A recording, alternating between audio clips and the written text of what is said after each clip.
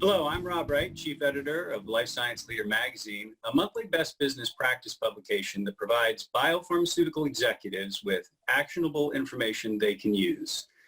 With me today are 5 biopharmaceutical industry CEOs. We've asked them to join us to discuss approaches to biopharma leadership during these unprecedented times. Because while COVID-19 seems to have disrupted nearly everything, the reality is that life in biopharma goes on. The unmet medical needs that were a problem for patients prior to the coronavirus still exist. And so how do companies go about fundraising, executing clinical trials, leading manufacturing, hiring, and so on, given our new environment? These are the types of questions we look forward to exploring today. And with that, I'd like to introduce our panel, and we're going to start alphabetically with Michael by last name. Hi, this is Mike Clayman. Shall I just provide a little bit about the questions you asked, Rob? Well, just introduce your company and your title and what your company is doing. We'll go from there. So this is Mike Clayman. I'm the CEO of Flexion Therapeutics. Flexion develops locally administered medicines for musculoskeletal conditions. We have a commercialized product, Zilretta, a knee injection for osteoarthritis, knee pain, that's been on the market now 2.5 years. We've, I think, pivoted quite successfully to going to e-detailing for our sales force. We have 100 sales reps roughly across the country, and because of the suspension of elective surgeries, patients are not, at least to the present time, getting total knee replacements. And the reason you get a total knee replacement is because you have pain refractory to available therapies. So Zilretta is a logical choice for those patients. And we believe that there's an opportunity here actually to make a difference for many patients who are waiting to have their surgeries. And our sales reps actually have more time to talk with physicians who are not in the OR now. So it's been a very interesting evolution. But top of mind for us is our employee safety. We closed the company on March 16th. Everyone has been interacting virtually. We have weekly virtual huddles with the entire company, almost 300 people that the vast majority, 95, 98% attend as a way of communicating with people, because we think that's a really, really important vehicle for ensuring that people are up to speed with what's going on in the company and how we're addressing concerns they may have and what we're doing to ensure safety. Clinical trials suspended a month or so ago because investigational sites were not continuing to, at least our investigational sites were not continuing to see patients. But we're very excited about what's in the pipeline and will, as soon as feasible, reinitiate clinical development. So I'll stop talking there and turn it over to your next guest. All right. Hi, Leen. How about you introduce yourself? Leen, you'll need to take yourself off mute. Yes, great. Hi, Rob. Hi, everyone. Yeah, I'm Leen, Kawas, CEO of Athira, and I'll focus this on the introduction on Athira, what we're doing. Athira is a late-stage clinical development where we're focusing on developing small molecules that basically impacts neuronal health through regeneration. Our most advanced program is Alzheimer's, focused on Alzheimer's disease and Parkinson's disease, but we also have additional assets that focus on regeneration, whether it's in the central nervous system or in the periphery. In addition to neurodegenerative indications, we have a focus on neuropsychiatry as well as peripheral neuropathy.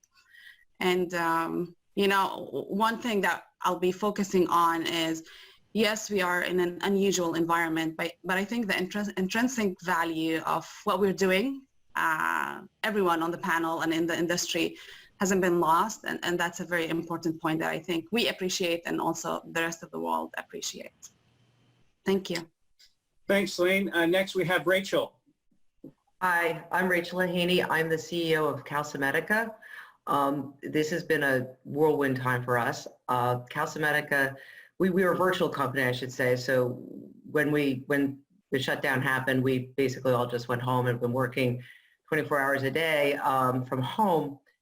The CalciMedica has been around for a long time. It's probably the leader in an area called crack channel inhibitors.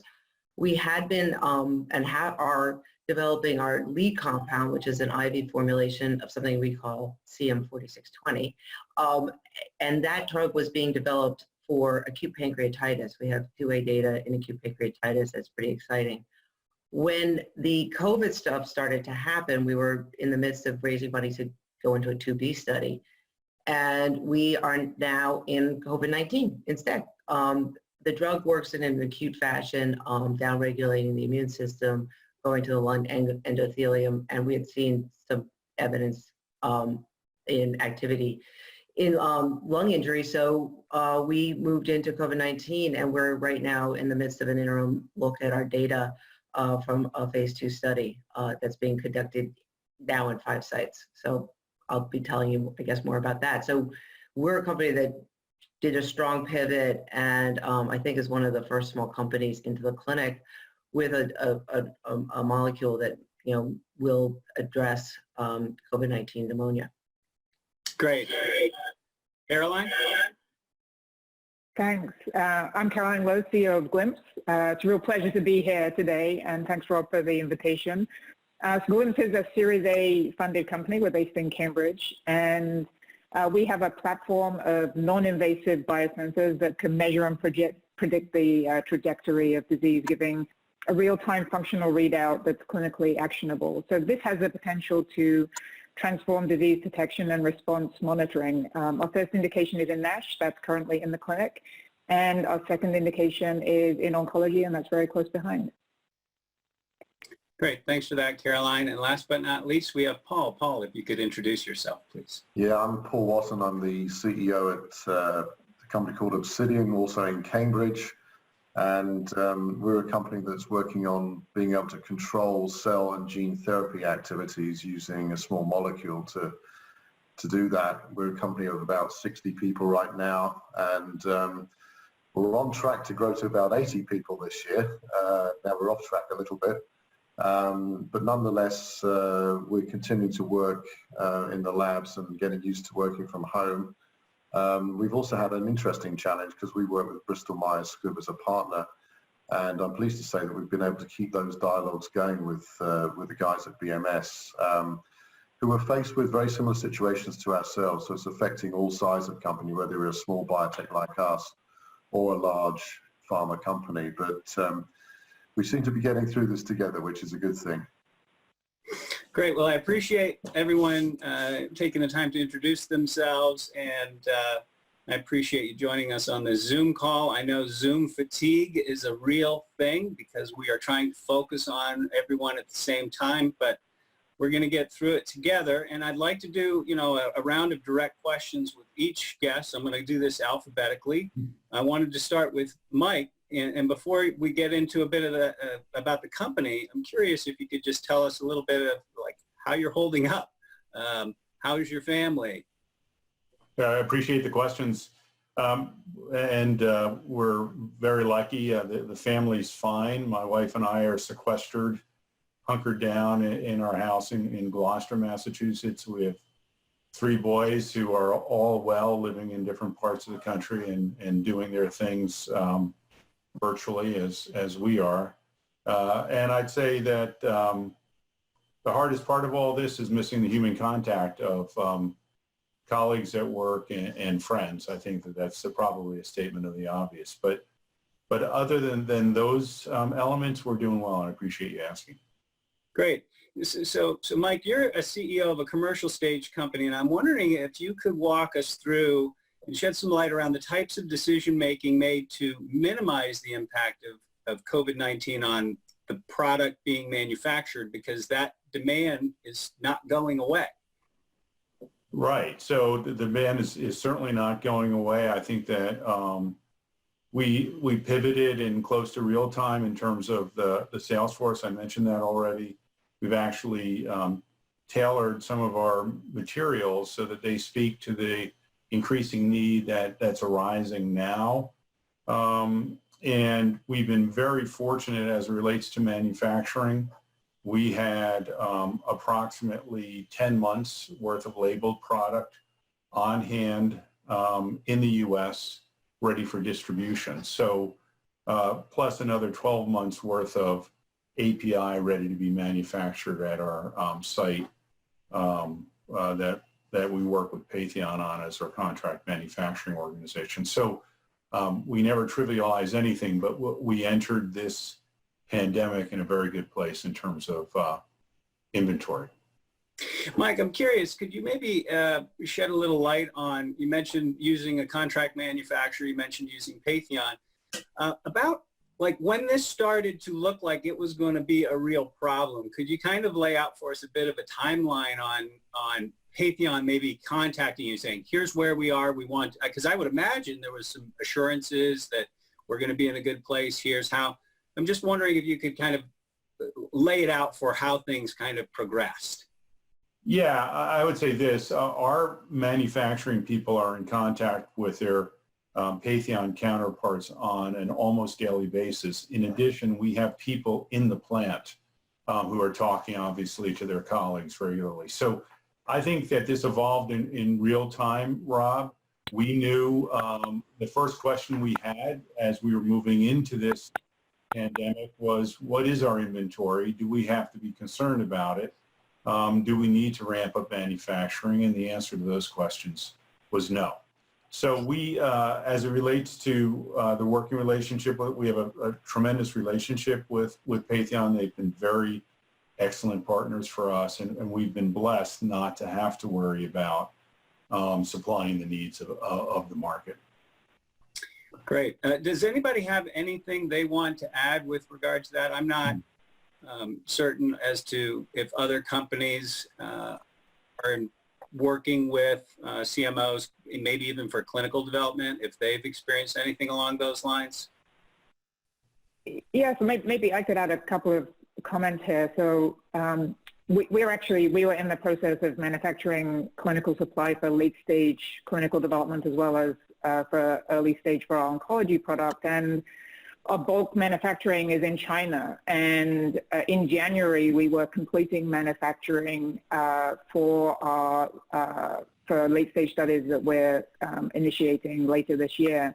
And so our manufacturing is actually 250 miles from Wuhan. We got a very early look at what was going on with the pandemic. And like Mike's team, we were already just in regular contact with our manufacturing supplier in China. And I think from late December, when we had some idea that there was, a very serious situation evolving, we started to talk to them very regularly.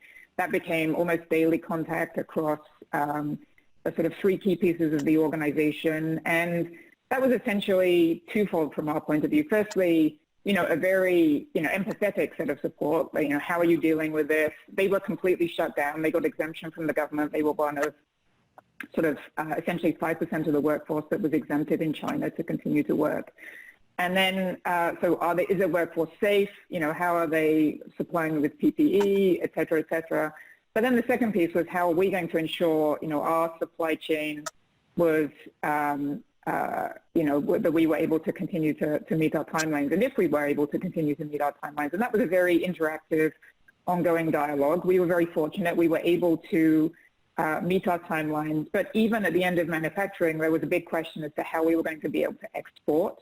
Our drug product was actually manufactured in the U.S., so then we exported to the U.S., in fact, into Southern California, into a lockdown situation there where we sort of went through a similar cycle as well. And so that early look, first of all, in China prepared us for what we ended up doing for our own company in the U.S. as sort of the pandemic situation evolved. But secondly, it cued us into, I think, a set of very proactive planning that has prepared us well and has led to us not having any slowdown in, our overall key programs. Yeah, if I also could add to that, because we're also manufacturing for our late stage clinical trial for Alzheimer's. We're also using Patheon. Our product form is pre-filled syringes. So I think the first thing that people thought about is that we need to make sure that the supply chain is not interrupted, and the FDA and the EMA guidelines, they didn't inhibit people from starting any clinical trial. But one of the things that they emphasized is there need to be an assurance of a continuation of the supply chain, which then another look from a regulatory point of view, that also the guidance allows for some flexibilities that previously was not allowed, like direct to patient shipment. So all of these, I think the silver lining of all of this is that the industry is being pushed to accelerate the timeline to get to a point where we always talk that we wanted to get to. So from our point of view, we really, same thing, the first thing we focused on is how we can make sure that our API gets to our drug product manufacturer, and then our drug product manufacturer to the depot, to the sites, and ultimately the patients. And I think the industry reacted very quickly, and still drug product, whether it's at the commercial stage or at the investigational stage, is considered as critical and is being prioritized. So yes, we had 2 weeks of, I think, panic and trying to figure things out, but things went back to normal very quickly. Thanks. Anybody? Go ahead, Rachel. Oh, okay. You can't tell with the boxes when they light up. We've had, manufacturing has been a big deal for us as well, particularly in terms of navigating this whole new world, if you will. We were in between clinical trials and had just basically done a batch of drug.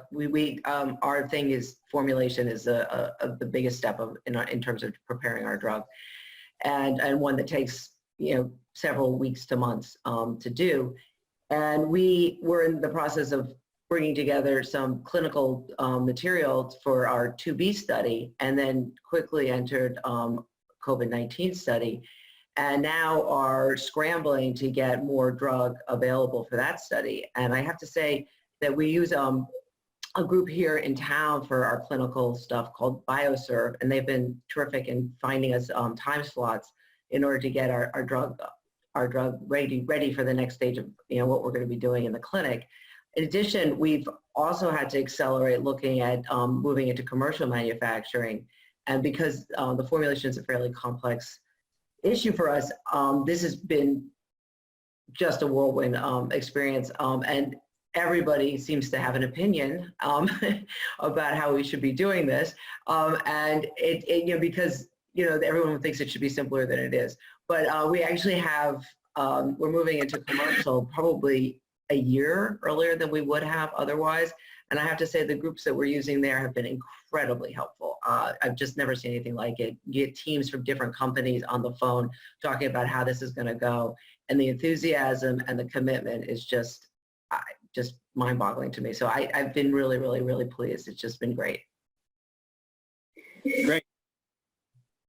So I wanted to direct the next direct question to Leen.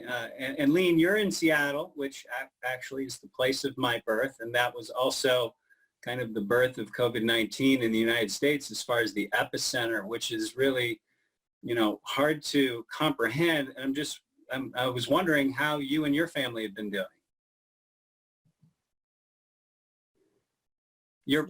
I mute myself. Yeah, I'm trying because I have a 2-year-old, so I'm trying to limit the background noise. We've been doing well. I think the toughest is on my daughter. She's 2 years old and trying to figure out entertainment. But my husband was a real champion during this period because I've been on the phone 7 a.m. to 9 p.m. So if you want to talk about Zoom fatigue, for sure, especially with Zoom, there is no time between the meetings. You're the 2 seconds to switch into the next link. So it's been a very interesting period. I always try to look at the silver lining. I'm spending more virtual time with my family because I try to go in and out and like spend some time. But health-wise, everyone has been doing well. The team, I feel so lucky with the team that we have because we being in Seattle, we kind of got an idea about what potentially could happen and reacted very quickly. So the team has been doing very well. A lot of the function can be conducted virtually in our industry. Anyway, I think a lot of the companies, it's very hard to have the full team here in Seattle. So anyway, there is a virtual component in our operation that we transitioned normally. The lab team has been fantastic in sticking to the rotational schedule and maintaining the lab and the work. We did have a period of lab shutdown as an order from the States with minimal function, but now things are back to normal. So I think it's a period also that the team showed strong collaboration and resilience to make sure that the train is still moving while we're all healthy. So Leen, the question I wanted to ask you, because your company is working on, Alzheimer's and Parkinson's, and while COVID-19 seems like the most important disease that we need to tackle right now, we know that Alzheimer's and Parkinson's are hugely important. So can you talk a little bit about what fundraising has been like during this current pandemic? Because you still need to raise funds to hopefully get those therapies through trials and hopefully successful into market. Yeah, great question. Athira, we had a very strong 2019, and going into JP Morgan, we were on a super high, and so a lot of traction and interest in the work that we're doing, because we have a very innovative approach to targeting Alzheimer's, and we have exciting data that our CMO presented at CTAD in Alzheimer's subjects. So we have very innovative data plus approach. So that was a very unique position for Athira, since I'm sure everyone heard about the A-beta amyloid track record in this field, and having a very innovative technology with positive data in Alzheimer's patients, and achieved all of our milestones. Really, we were in a super high at JP Morgan, which continued until the market crashed due to COVID.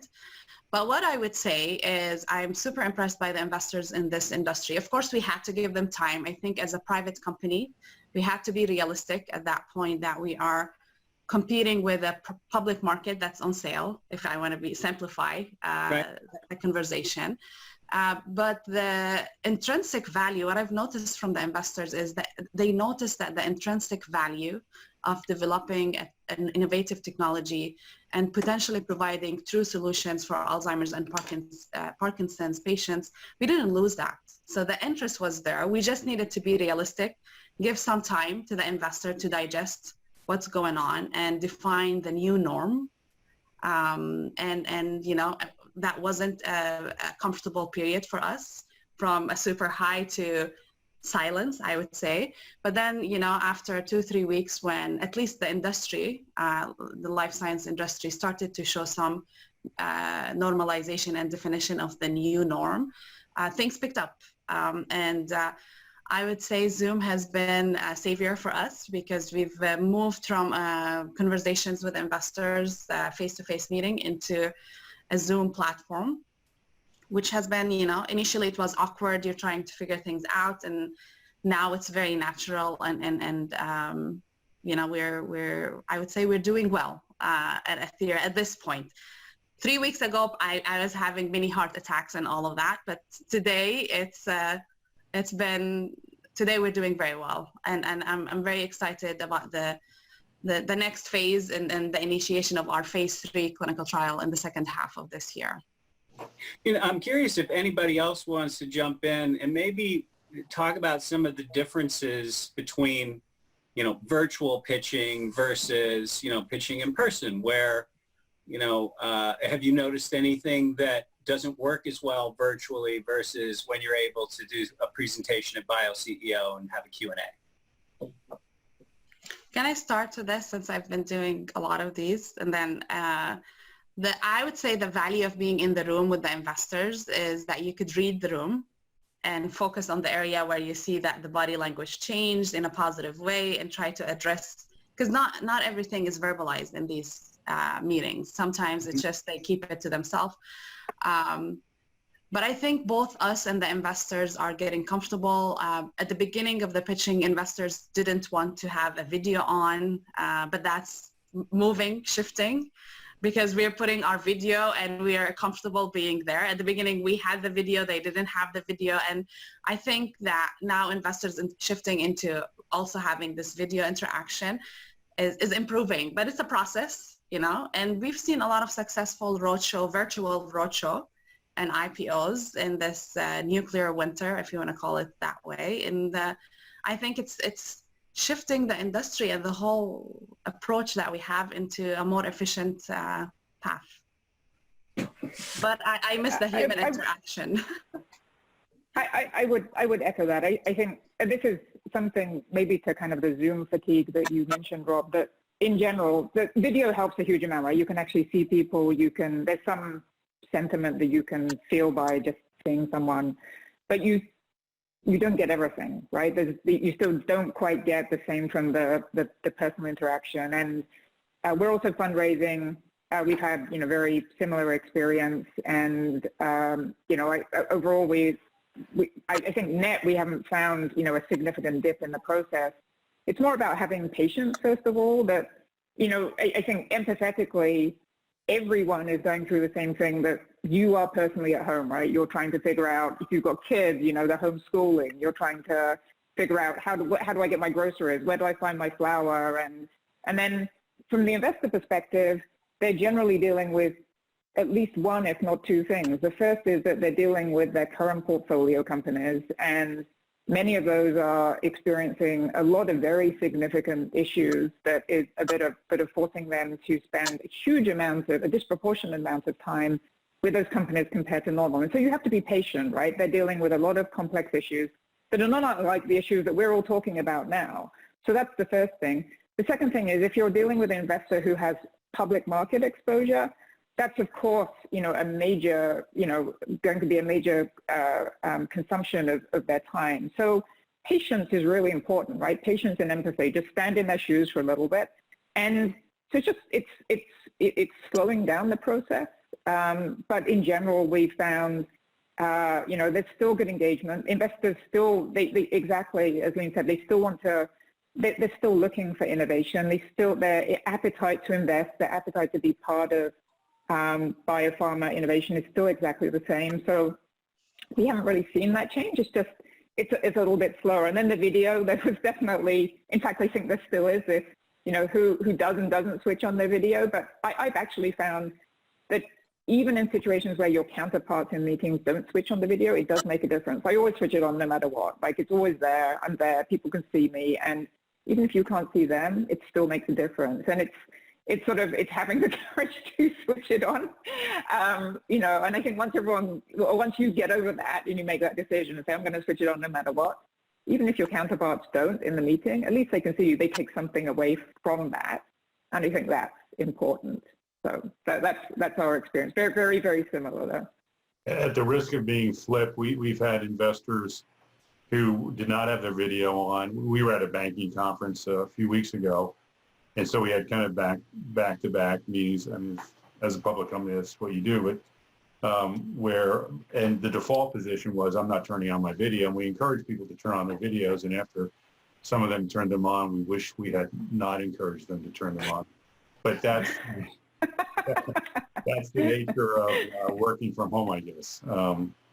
But anyway, I think that I echo the comments made by Leen and Carolyn. It is, I think, overall a very effective way to interact. It's not the same as being in person, but you can have excellent discussions. I think particularly with people who you've met with before, so you're building on a relationship, it's a little tougher, I think, to create a relationship over Zoom.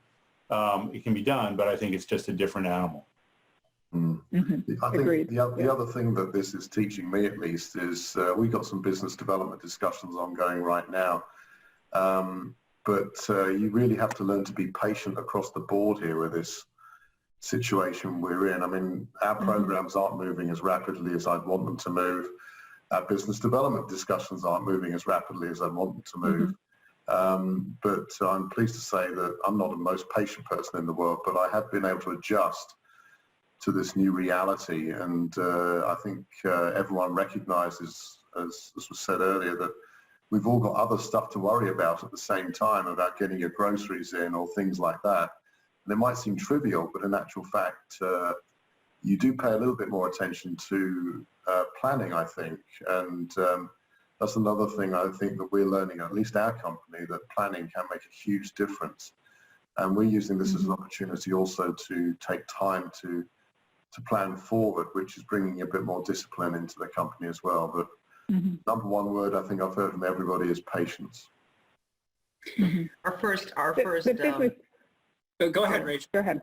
Our first, one of our first calls with potential investor, when this whole thing started, maybe the first couple of days where everyone was on lockdown, we got on our Zoom conference call, and this investor, this woman is in Boston, and she shared with us. She said, "I'm doing this call from my bathroom because I am trying to with my 2-year-old and my nanny."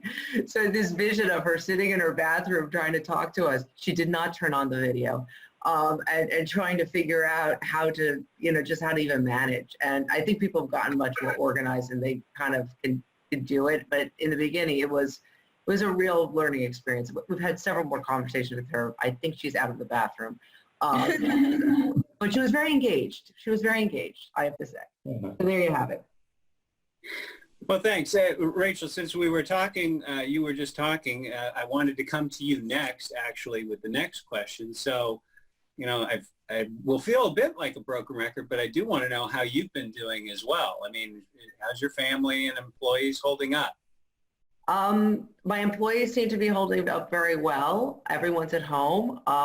My family is all healthy. I've got a college student who returned home with a nasty cough from Boston, so I suspect, who knows. And I have a high school senior who's not doing any of the things that you would normally expect. But, everybody here in San Diego is doing well. I mean, we've got very, considerably low per capita incidence of the disease. So I don't think we have quite the intense sort of exposure feeling that other places have. And I can tell you my 2 boys have been going up to Dana Point and surfing because that's the only beach that's open. So they've been going up a couple afternoons a week just to let off steam, thank goodness, because they need to. We're all healthy and happy, I guess, or as happy as we can be. So Rachel, one of the things that you were talking about was, early during the introduction about doing this R&D pivot. And so I'd like to have you kind of tell us a little bit about that. I mean, how you're moving along, COVID-19 comes along, and making that decision to, could this help in this situation? Can you walk us through a bit of that decision making, and timelines, like when you first started? Sure. I mean, sometimes a decision makes you don't really make the decision, and I would say that this was one of those situations. And I can't actually say that I've had sort of a quiet time for consideration in about 8 weeks. So I'm not sure, a lot of this is just very reactive, to be honest, 12 hours a day and you're just reacting. But what happened was we were in the process of raising money to do a phase 2B study with our drug 4620 in acute pancreatitis. And if you don't know about acute pancreatitis, people come into the emergency room. Our patients are hypoxemic. They often have lung involvement, kidney involvement. So we were in the process of doing that. And I can remember, we were on a train, the Excella, going from New York to Boston, the team. And our CMO, Sudarshan, said, our drug could work in COVID-19 in this cytokine storm. I mean, it's actually probably could work. And we all laughed like, oh yeah, don't be silly, don't be delusional. It's not, whatever, it's not a thing. And then, we got back home and about a week or so went by and we started to get calls from our clinical investigators, the guys who had used the drug in the past. And they said, hey, do you think we could use the drug in our COVID-19 patients? And, we were like, wow, maybe that wasn't such a crazy thought. And our original instinct was, we'll just go out like a lot of people have and go into patients in a sort of a clinical, investigator kind of way, one off, and then we'll, call the newspaper and tell them what happened, and it'll all just be grand. And we were a little bit lucky, I think, in that the FDA was really starting to get kind of trying to clamp down on that kind of stuff. And so we realized very quickly that we were going to have to move into a clinical trial, and we were going to have to do it quickly. And again, we were planning to start our phase 2B in August-ish. So it was much sooner than we had expected. Fortunately, we had just done a drug run, so we had drug. And we basically went to the FDA and said, well, we have an IND already in the pulmonary division. Do you think we can just start treating some COVID-19 patients? We'll send you a protocol. And they were like, no. And they said, you have to refile the IND in infectious disease, blah, blah, blah. And so that took a couple weeks to get the IND into infectious disease. But I'll tell you, from the day we filed to the day we had our first patient in, it was, I think, 9 or 10 days. There's some midnights there, so it's hard to call which day that is, but it was literally 10 days or less between filing an IND with a protocol and treating the first patient. And so now, then that was April 8th. So that was 3 weeks ago. So now we're doing an interim look on this phase 2 study, because we're at that point now, and we're up in 5 sites, probably be 7 by the end of next week. And it looks like we're going to finish our study at the end of May. And stay tuned. I mean, it's looking good. So it's very exciting. The drug works by downregulating, by going to the lung endothelium and downregulating, like basically your ER starts to spill calcium when it gets in a front, like a viral front or bile acids, things like that. And we downregulate that overactivation, which then downregulates the immune reaction to that. So we see downregulation of IL-6, IL-17, TNF-alpha, and we're seeing that in the COVID patients, just like we did in the acute pancreatitis patients. And the effort, what we're trying to do with the drug is treat the severe patients who are on oxygen and keep them off of a ventilator, and hopefully get them out of the hospital quickly. Well, I, for one, hope efforts prove successful. Did anybody have anything that they wanted to add also around pivoting? I wasn't sure if other people had pivoted or thought about pivoting given what they were in development. Just wanted to check. Well, okay. It's probably less relevant, Robert. I mean, I suspect in many companies, it's not a question of if, it's a question of when you pivot from an original vision. And we've been around for relatively speaking, a long time. We're in our 13th year, and 2 years into our original business model, we basically cast it aside and moved in a fundamentally different direction. And I'm not sure it's worthwhile going into all the details therein, but I do think that at the risk of overstating it, I suspect we're all data-driven, and when the data points in a given direction, that makes a ton of sense. To kind of quote Rachel, sometimes the decision is made for you. So we pivoted and we haven't looked back, and it was, in hindsight, critically important to the success of the company, and I suspect that story can be told by others around the video screen. Great. So with that, then the next person I wanted to speak with was Caroline. And Caroline, you talked a little bit about having kids, but I don't want to assume everything's okay. So how's the family? Thank you. They're all well, so safe and healthy. Thank you. And also all the employees on our team are also doing well, which is good. And I think you can't take anything for granted nowadays, so I appreciate you asking. So Caroline, to my understanding, you live in D.C. and commute to Boston, so you were already familiar with kind of remote work, but I'm wondering if you could share a bit of your experiences as a CEO of helping enable your team to be successful at remote work.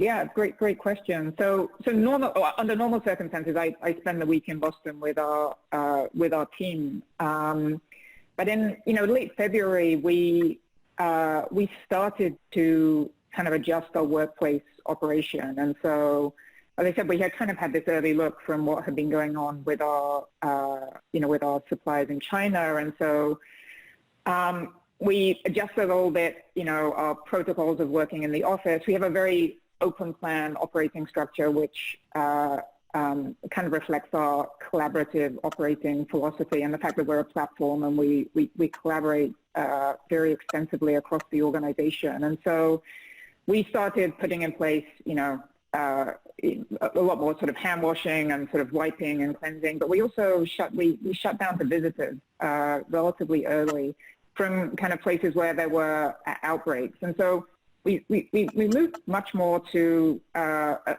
of remote meetings from about mid-February, and we started to prepare the team for the idea that we would switch to work from home at some point, and it was kind of a question of when. So we actually had about a 3-week run into that idea, and we started to meet with the team weekly to basically discuss, kind of what we were seeing happening and, our expectation about what the evolution was.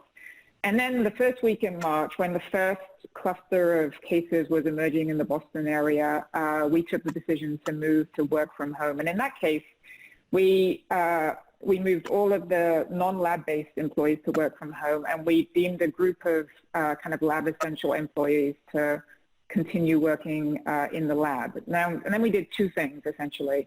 For that lab essential team, first of all, we asked them if they wanted to continue working. So that was the first thing. We gave them a choice. And we provided additional support to them. We said we gave them additional PPE. We allowed them to take non-public transportation to work that we reimbursed. If they wanted to park at the office and they hadn't previously, we gave them access to parking. And we then put them on an operating structure which minimized, it's sort of a shift working structure, which essentially assured their safety as much as possible. And so we can talk about that a little bit more, but that was sort of one piece of it. And we prioritized our lab work ruthlessly so that only kind of core programs that were essential to our priorities and progress were maintained.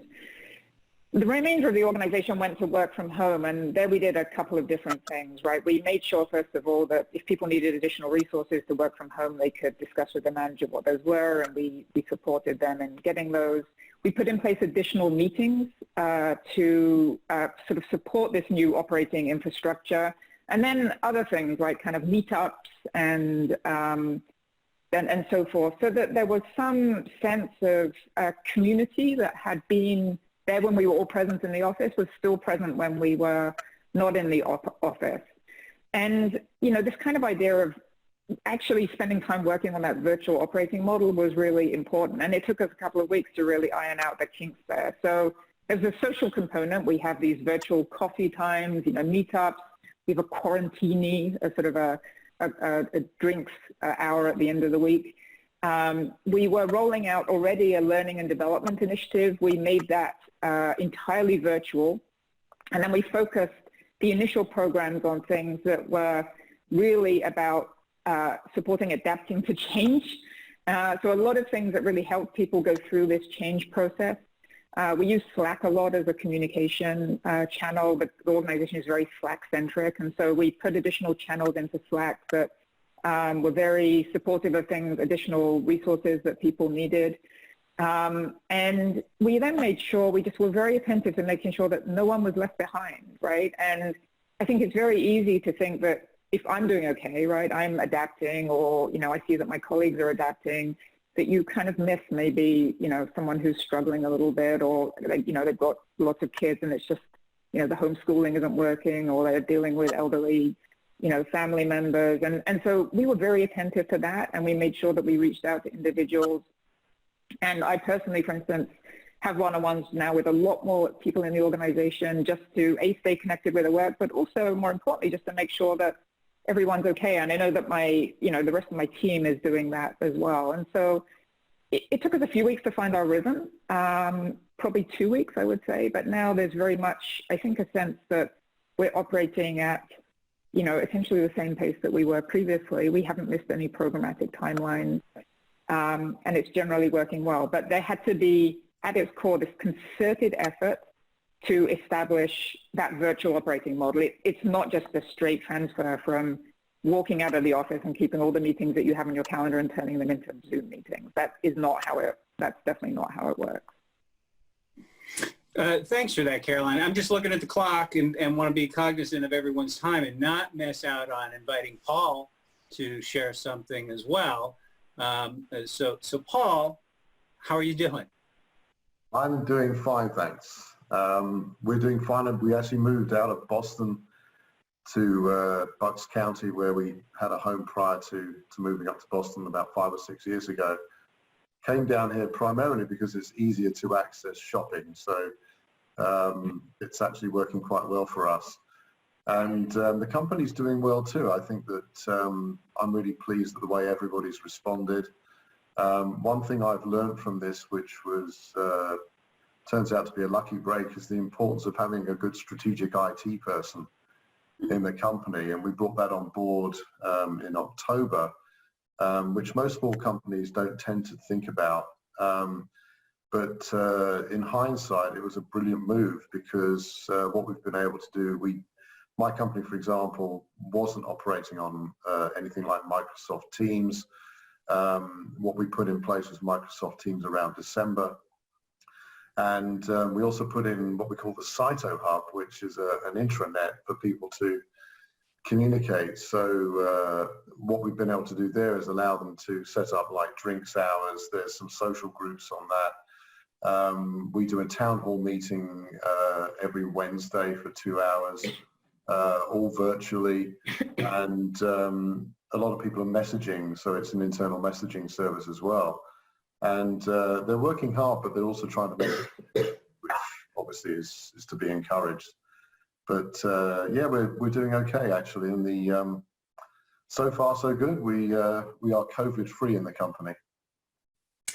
So one of the things I wanted to ask you about, Paul, was regarding proximity concerns in the lab. For example, I was talking to, for an upcoming feature, one of the executives is Lawrence Blatt, who's the CEO of Allegos Therapeutics. He's going to be in our July issue. And he was talking to me recently about some of the things they've been implementing around COVID-19, but he talked about employees bringing concerns of proximity concerns of being able to work safely in the lab. And I think you put together a plan around that as well. I wonder if you could share with the group what that was involved. Yeah, so we were a little bit earlier than most, I think, in anticipating how we might have to work under the COVID situation. I myself was comfortable we managed through, but I have an MD in the company who's an epidemiologist as well. And literally in the middle of February saying, hey, we better get prepared for this because this is going to be a big deal. And at that point in time, we started doing what other people talked about here, which is to triage your programs down to the ones that are the most important. And when we all started moving to working from home on March the 9th, we had our development plans laid out for at least 3 months going forward. But what we did was we asked everybody in the lab to continue working as normal as possible. And the most important thing we had to consider was their own safety. So if you weren't an essential worker for lab work, you had to work from home. That was enforced. I actually went into the office one day on, it was like March the 15th, and I was asked to leave by the lab techs, and I did. You've got to walk the talk. So we actually put in place an early system where we were able to keep people separated. And then the information technology guy we brought in, Nick, was working with one of the lab folk, and we were doing a lot of planning by hand and over the phone, and he basically just got them all together, and they designed software to enable everyone to go in, plan their own lab work, make sure that no one else was going in at the same time who wanted to use the same piece of equipment. We shifted to a shift basis, and this productivity tool has worked really, really well for us. And I have absolute visibility on who's in the facility at any single time for this week and also next week. So everyone can see who's coming in. They can see when they need to pair up on experiments. And nicely, because of that, we were actually able to deliver a critical experiment on one of our programs to BMS, actually slightly ahead of original schedule. And that was because of the level of coordination we were able to bring to it. And it actually has worked quite well. So other companies now are actually asking us for access to this software. So I attend a call every Monday with about 180 other CEOs in Boston and elsewhere. And we've actually started helping through Atlas, which is our venture capital partner, helping other companies to implement the same kind of idea in their own company. We call it Swift, the technology, so which is safe, basically safe working functional tool, which we've developed internally, and now we're sort of willing to let other people use as well. Paul, I might have to have you contribute a CEO corner about that whole thing. In fact, you're all welcome to contribute CEO to Life Science Leader for publication consideration. I'd be happy to help you with any of those. Rob, could I just add an anecdote to that? So we also have a similar tool that we're using that we built in-house, and just to add how important this was, we actually had a potential exposure, a COVID exposure. Someone else in our facility, not from a company, was diagnosed with COVID. We were informed, and having access to that tool allowed us to specifically understand who had exposure risk.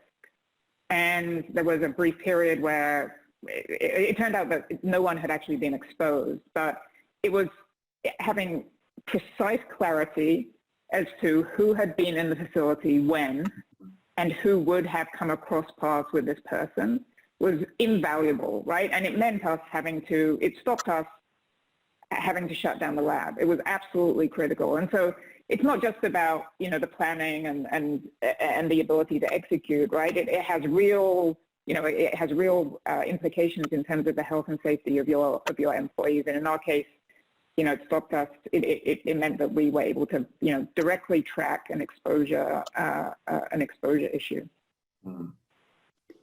Thanks for adding that, Caroline. Knowing that you might have other Zoom calls, wanted to wrap things up, but also wanted to give everybody an opportunity to share what I call a parting pearl of wisdom, around the current situation that we've been experiencing. And I was going to start in alphabetical order again with last name. So starting with you, Mike, was there a parting pearl of wisdom you had to offer?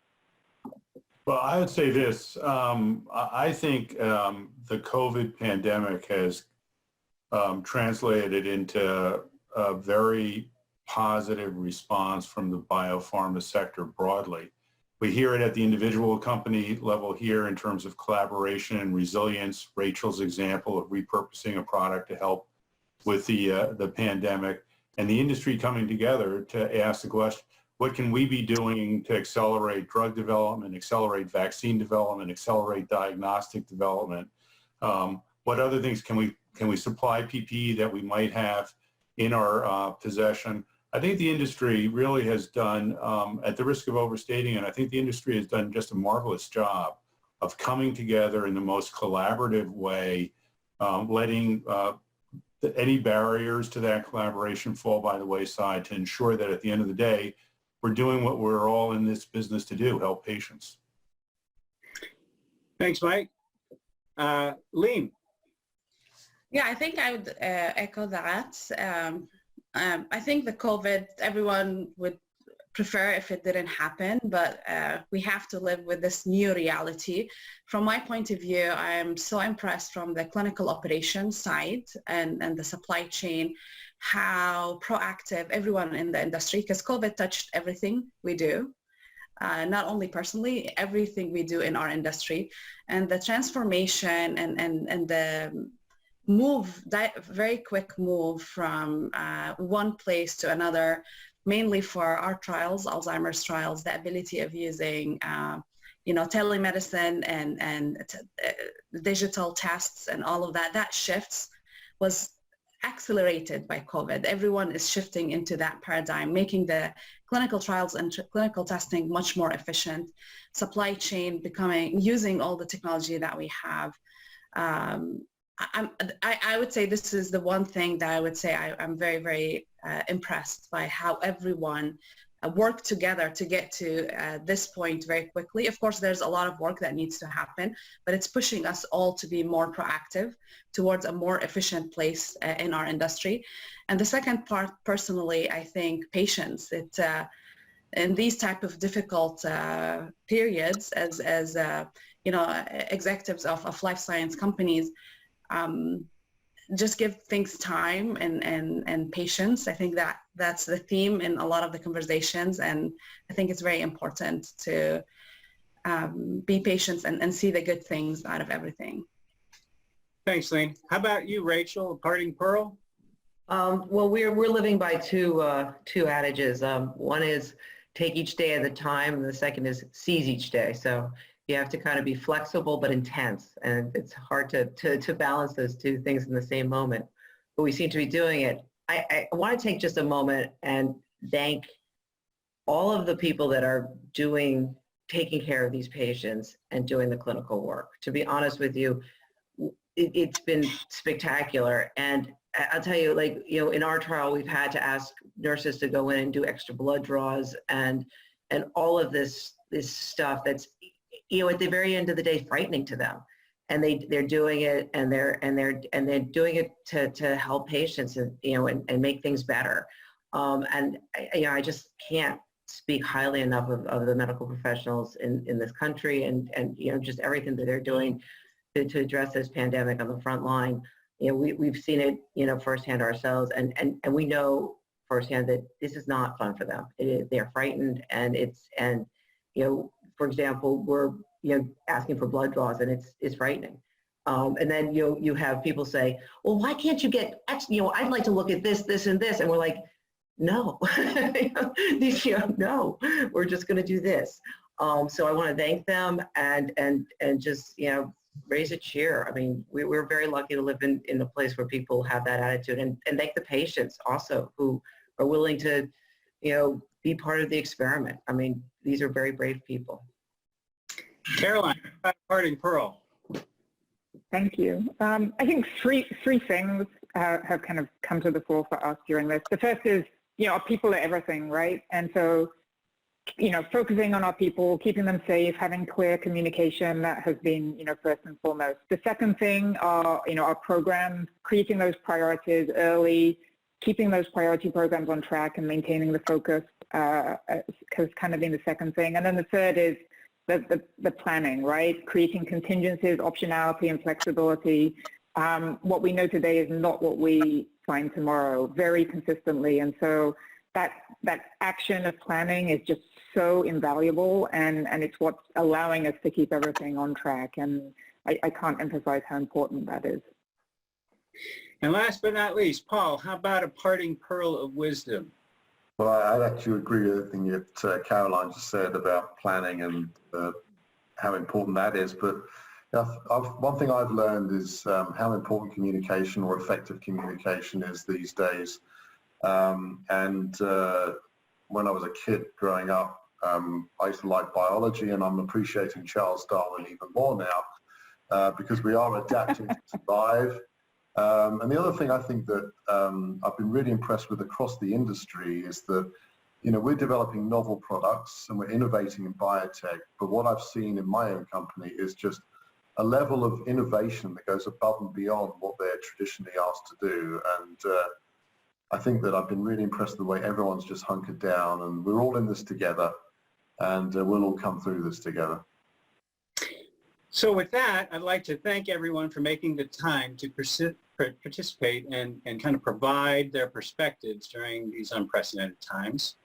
We hope the viewers find this information useful and encourage you to subscribe to Life Science Leader today. Just to go to www.lifescienceleader.com and look for the subscribe button on the top of the toolbar. I'm Rob Wright. Thanks for listening, watching, and reading, and most importantly, contributing. Stay safe, stay healthy.